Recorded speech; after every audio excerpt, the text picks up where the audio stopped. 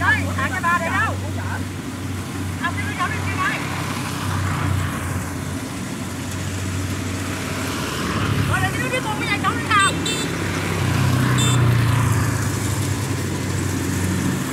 Cháu quay cơ.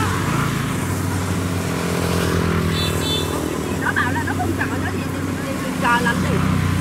Nó là cái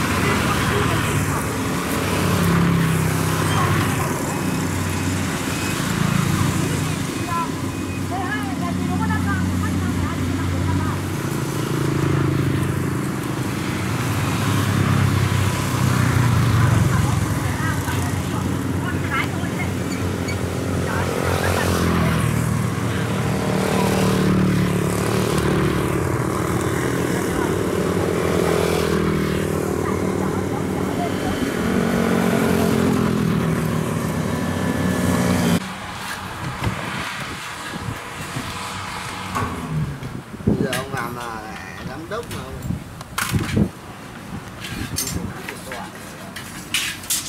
bao nhiêu anh Cao ơi? mà anh không kéo được. Cao ơi. Đủ dây chưa? Cao ơi. bao nhiêu? 373. Rồi. Nếu luôn đây.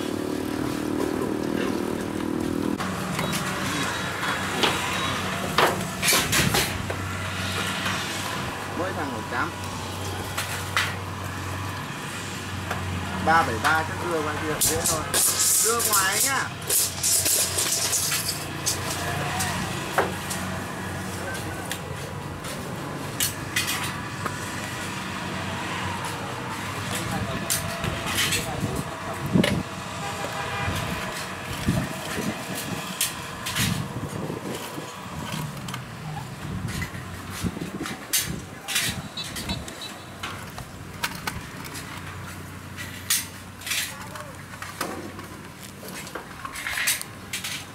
Ơi.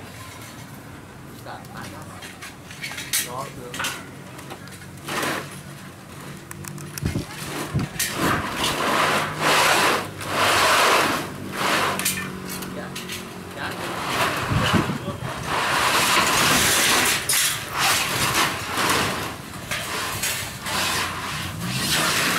Cảm ơn cái dây điện nhỏ của tôi đi rồi. Cảm ơn hai dây.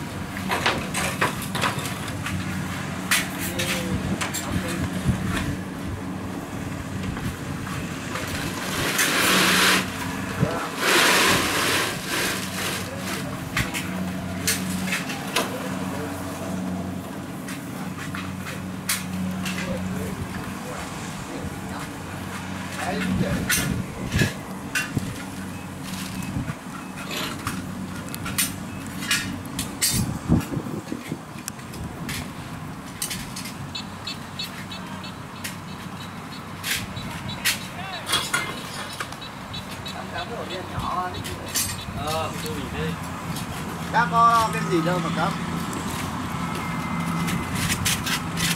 Nói giờ cái quầy hắn xuống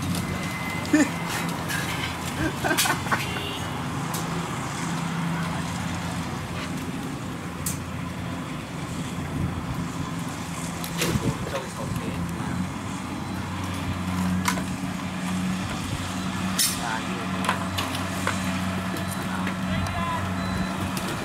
các đồng chí nói là ghi âm tất vào đây rồi đấy nhá.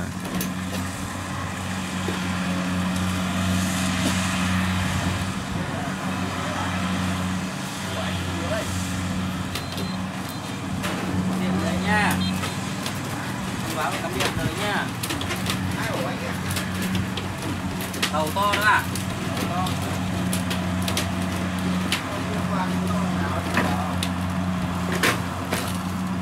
Đã bảo con Phú nào lớn rồi.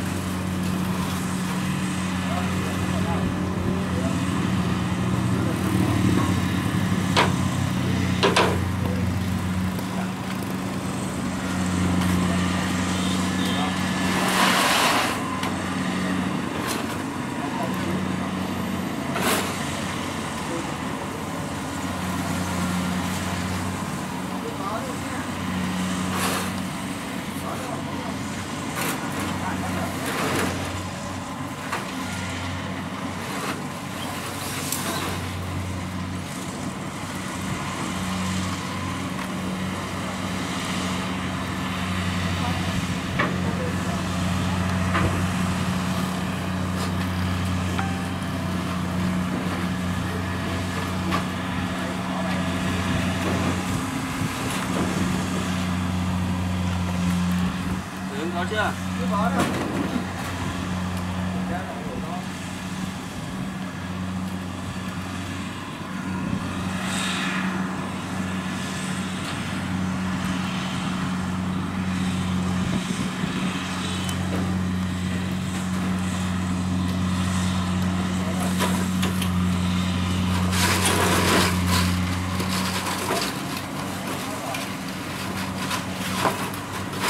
Rồi đấy. Với nhà ấy có hát không em? Dạ không ạ. Hả? Không anh. Có cái máy nào rồi?